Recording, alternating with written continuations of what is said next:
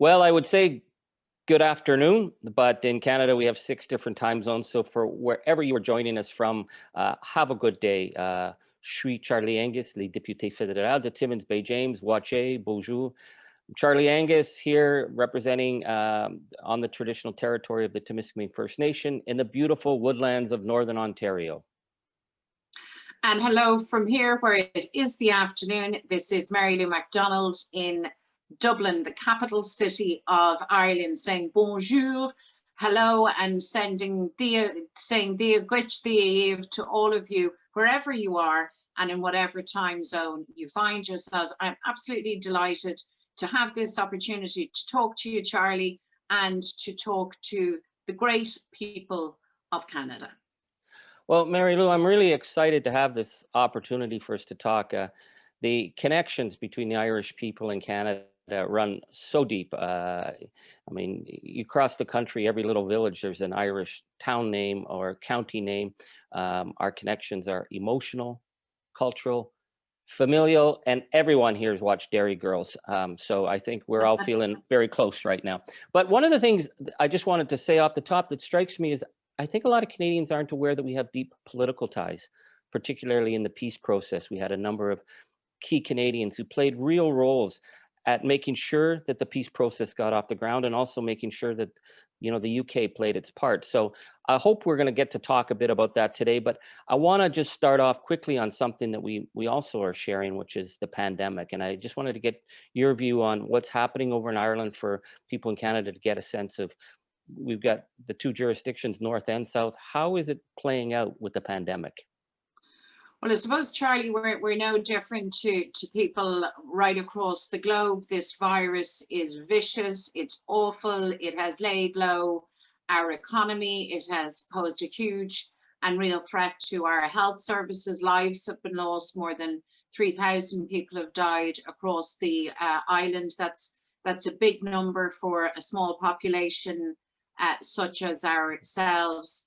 So it's been a huge challenge, and as we currently speak, obviously people are preparing for December and into Christmas time, which is a huge family celebration, huge occasion. The restrictions that we've had here in the southern jurisdiction, the 26 counties, are being eased from next week onwards. In the north, they're being tightened and more harsh restrictions are being imposed. So it's been a really, really rocky road. It's been immensely challenging. And of course, all the more so because we have two jurisdictions on the island. Ideally, what we need is a single plan, a single strategy and a single approach right across Ireland, but that hasn't been the case. And unfortunately, our unionist colleagues, or at least some of them, at the beginning of this crisis, were looking more to Boris Johnson and London than to Dublin or indeed the World Health Organization. So it's been challenging. I suppose the good news is that we're hearing that vaccines will be available sometime soon. And I guess we're hoping that we will get distribution of those vaccines across the island in a coordinated and effective way. And in the meantime, we need to be careful.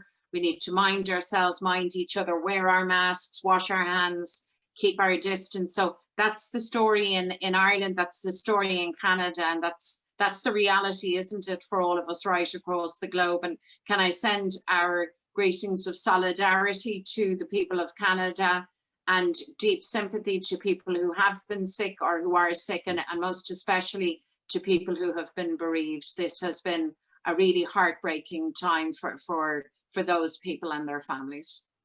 Well, thank you so much for that. One of the things that I'm really interested in talking with you about is the big breakthrough Sinn Féin's had. The polls are really strong right now, it looks. And, you know, there's the old boys club politics everywhere, but I don't think there's anything quite like the old boys club politics of Ireland. And you've really shaken it up. And I think it's really interesting because it's about a progressive vision. It's about pushing hard on social issues where a younger generation is moving. So talk to us a bit about being the feminist voice in the old boys politics in Dublin, and how much that's changing the face of Ireland. Well, yeah, I mean, as you know, we are in government in the executive in the north of Ireland in the 6 counties, and then down south here in Hmm. Dublin and across the 26 counties, we now lead the opposition in the Dáil. And I am the first woman, Charlie, to ever lead the opposition in the Dáil, in the Parliament here in Dublin. It only took 100 years. What can I tell you? So yeah, I mean, we've marked moments of big change and big progress, moments of great challenge as well. But overall, the story for us as Republicans, Irish Republicans in Ireland, the story is one of huge positivity. On the one hand, because politics has changed, I think there's almost been a generational turning of the wheel in Irish political life, north and south. And so, as you have pointed out, Charlie, you see a politics that is marked by modernity and progress and change, and the appetite for that change is palpable, particularly amongst younger people and younger voters, but not just younger people. That's what happens, as we know, when a real generational shift occurs.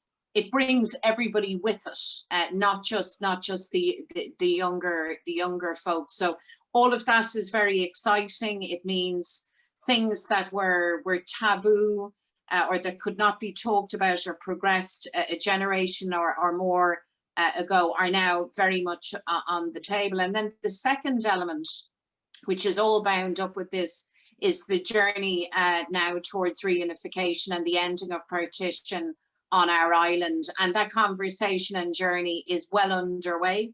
And it is a time of immense excitement and immense opportunity, but it's not going to be easy to get to where we want to be. It's going to be challenging, and it's going to require all of us, women and men, and younger people, older people, to really put our shoulder to the wheel. But we have here, we're so lucky. I mean, we've been dogged by partition and division and conflict, as you know.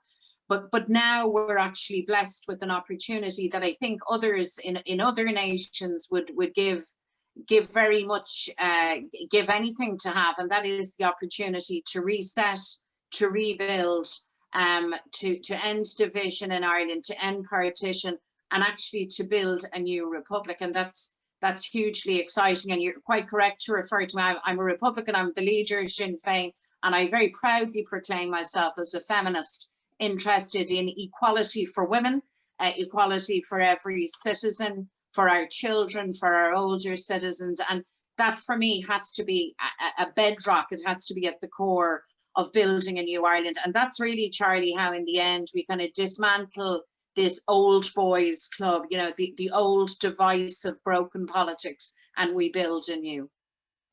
Well, let's talk then about partition and the peace process, because I think that's something that we see that as one of the great success stories of the last 2 decades. It To me, it's something we have to really fight for and celebrate. And I'll just interject my own family story here, as little as it is, but I always say I got my music and my religion from the Catholic side of my family, but my politics from my Presbyterian grandmother.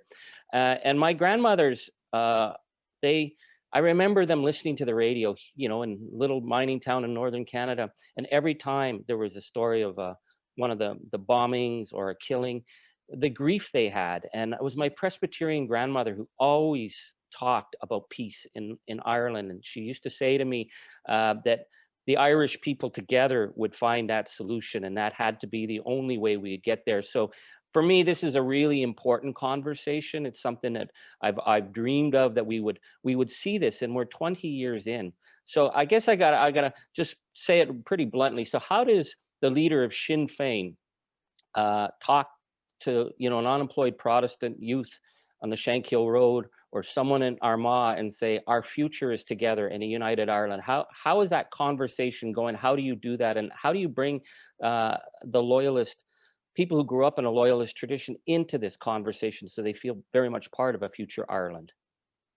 Well, I'm very much with your grandmother, Charlie. How wise a woman she was, and the truth is that the solutions to our problems, to our differences, are within us. And Ireland, Irish people of all political persuasions, those of us that are Gaels and Irish solely, others that regard themselves and who are British, we have it within ourselves, not alone to find the answer to the problems that we face and the things that have divided us, but really, really critically to forge ahead in all of our diversity and ingenuity, to build an Ireland that is home for everyone, Catholic, Protestant or dissenter, people of all faiths and none, people of all colours, women and men of all classes. That has to be the ambition. And to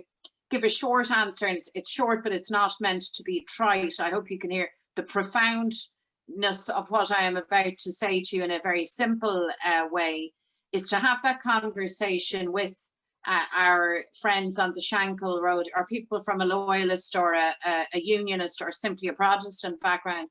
We have to firstly invite them to the conversation. So the building of a new Ireland is everybody's business. It's not simply a Sinn Féin project, although of course we are to the fore in advancing this cause, because we believe without a doubt that Irish unity is the very best idea for all of our people to prosper, to flourish and to thrive.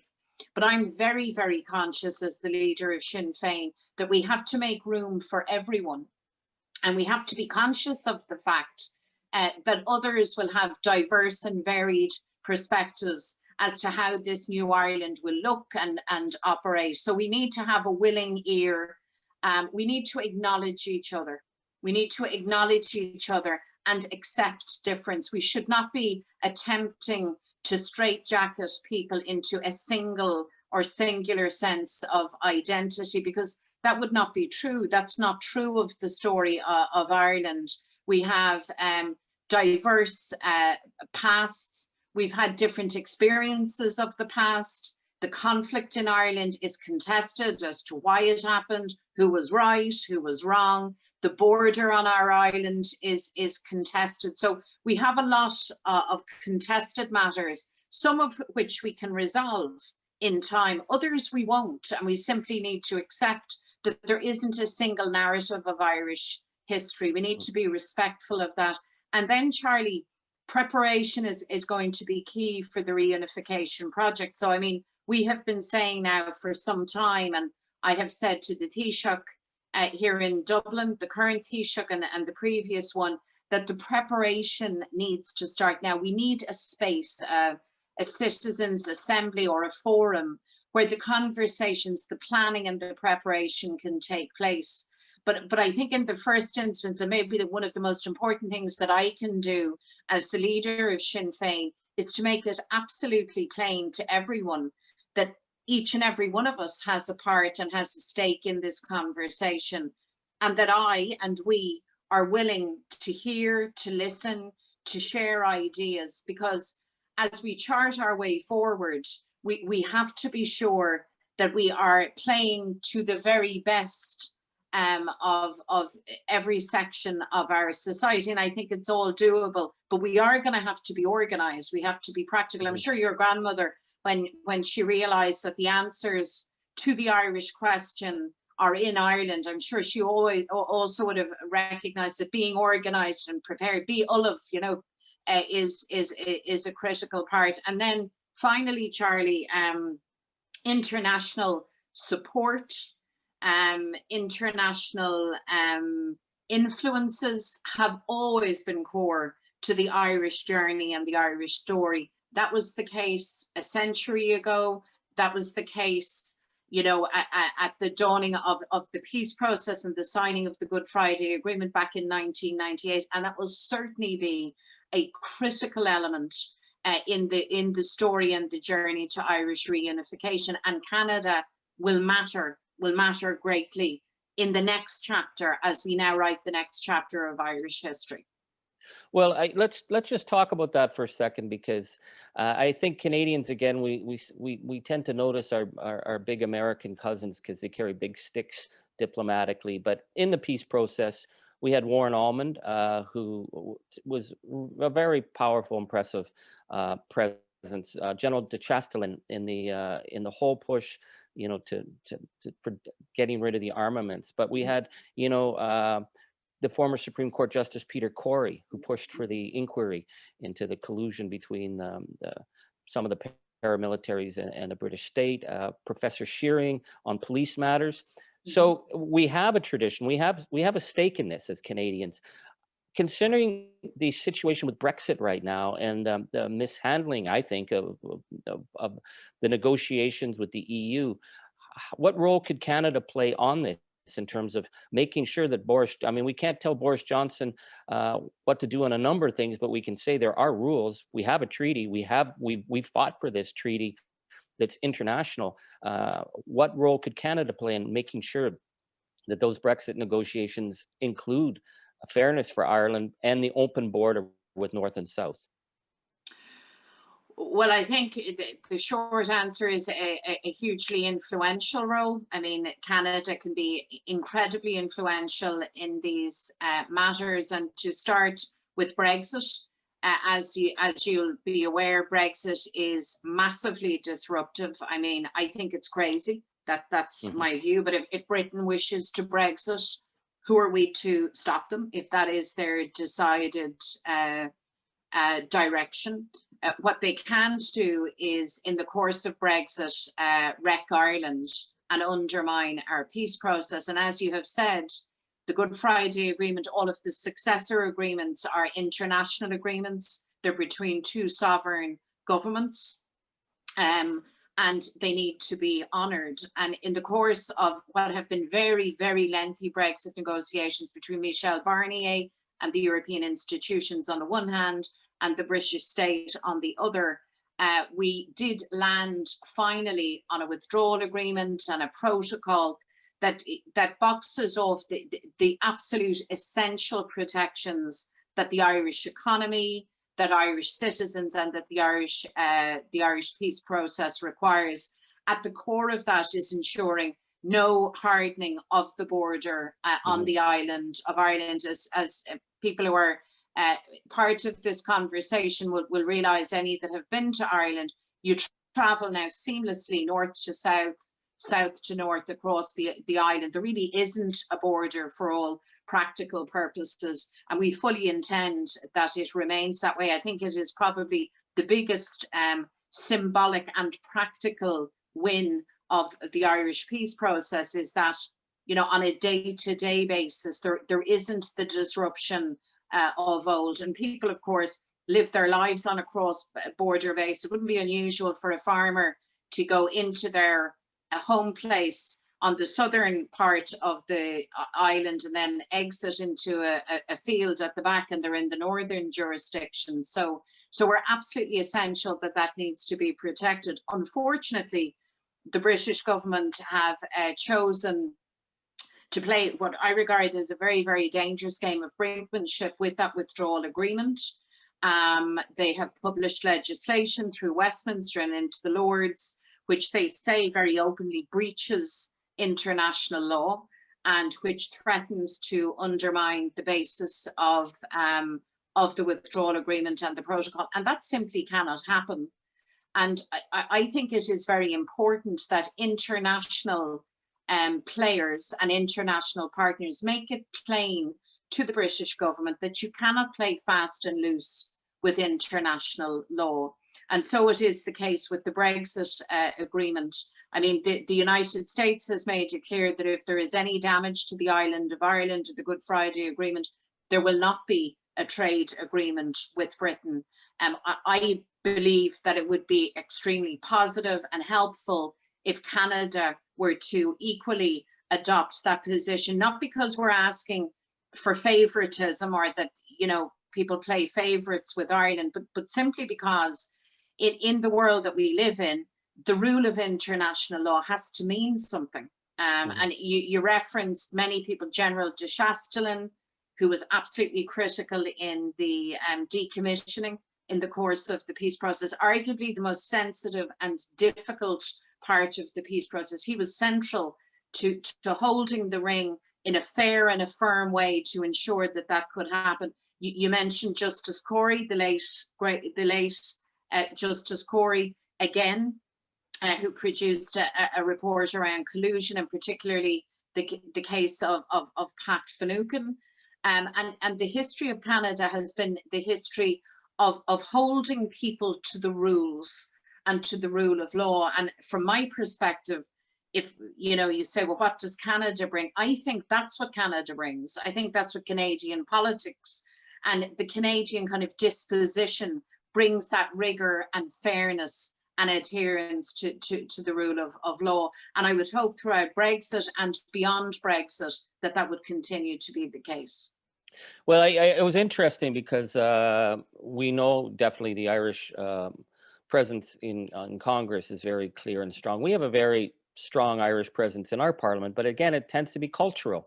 A lot of warm events that we have around St. Patrick's Day, but I was certainly surprised when the Prime Minister announced that he was willing to immediately sign a trade deal with the UK, which, again, we have deep roots with the UK, but he did not mention the Irish issue. And I think that across party lines here, we have an opportunity to remind the Prime Minister of the history.